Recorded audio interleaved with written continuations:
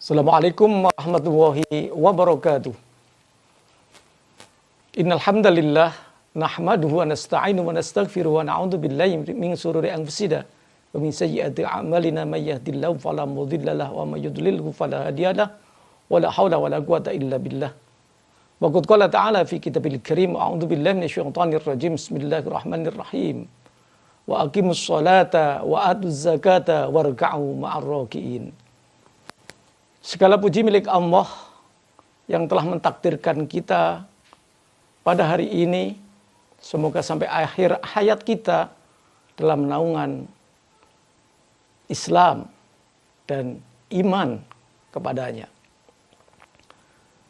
Perkenankan dalam kesempatan kali ini, mari kita bahas mengenai tentang pentingnya sholat berjamaah dan sanksi beratnya bagi yang meremehkan atau meninggalkan sholat berjamaah.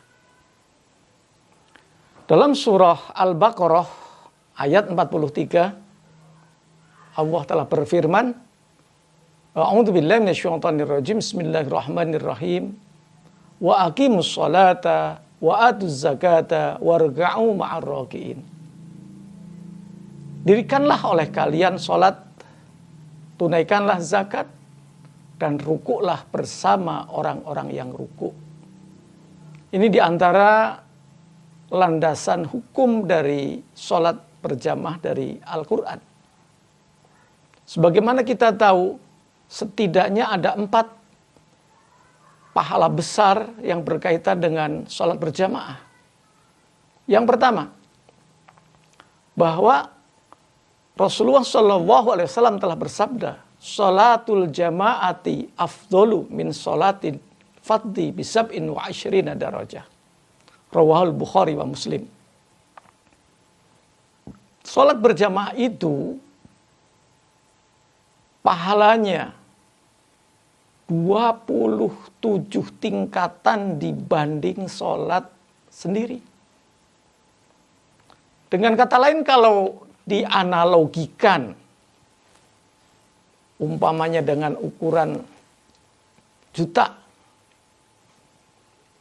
sholat sendiri bisa jadi hanya dapat 1 pahalanya atau 1 juta umpama kalau pakai ukuran juta. Kalau sholat berjamaah, sholatnya dilipat gandakan 27 juta. Kalau ukuran karung, misalnya analogi petani, kalau sholat sendiri, sholatnya dapat 1 karung. Kalau sholat berjamaah, 27 karung. Bagi orang yang punya kesadaran dan ada bimbingan hidayatut taufik, hidayah kemauan untuk melaksanakan perintah Allah, pasti memilih 27 tingkatan. Nah, ini yang menjadi motivasi Rasul mendorong kita untuk rajin sholat berjamaah. Karena dibandingkan begitu.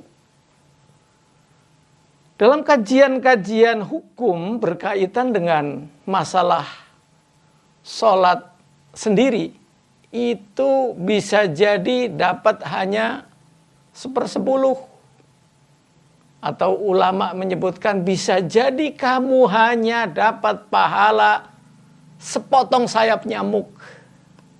Sedangkan sholat berjamaah diibaratkan sebesar gunung Uhud. Jadi dengan kata lain, sholat berjamaah dalam pandangan kualitas pahala ataupun janji yang Allah berikan melalui Rasulnya adalah lebih besar. Kemudian yang kedua, apabila seseorang akan melaksanakan sholat berjamaah, dari rumah sudah berwudu, maka setiap langkah yang ia langkahkan Yang pertama adalah diberikan kemuliaan derajat di hadapan Allah Subhanahu wa taala. Kemudian dihapuskan dosa-dosanya. Kalau begitu berarti kalau saya dekat rumahnya dengan masjid, apa harus keliling komplek dulu umpamanya? Oh, tidak begitu. Hadis ini menunjukkan bahwa apabila terdengar suara adzan, ini dari kasus sahabat Abdullah bin Ummi Maktum, apabila kamu mendengar panggilan adzan, maka penuhilah untuk berjamaah. Jadi kalau begitu yang terjauh, dia yang terbanyak pahalanya. Tapi bukan berarti misalnya kita dari Bandung harus ke Cirebon dulu atau ke Jakarta. Tidak begitu. Di mana lingkungan kita ada masjid di situ, syiarkan, ramaikan. Itu bagian dari kemuliaan di hadapan Allah. Karena setiap langkah kaki setelah membaca bismillah tawakkaltu 'ala Allah la haula wala quwata illa billah, maka jalan pertama diangkat kemuliaan di hadapan Allah. Langkah selanjutnya dihapuskan dosanya dan seterusnya. Masya Allah. Hadirin rahimakumullah. Kemudian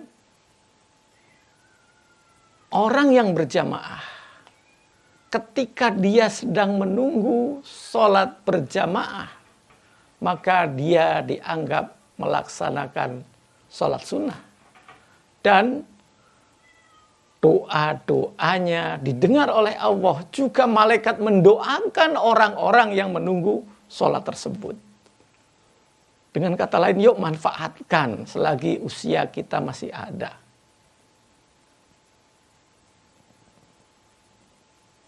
Oleh karena Rasulullah pernah dalam satu kesempatan memberikan ultimatum atau ancaman.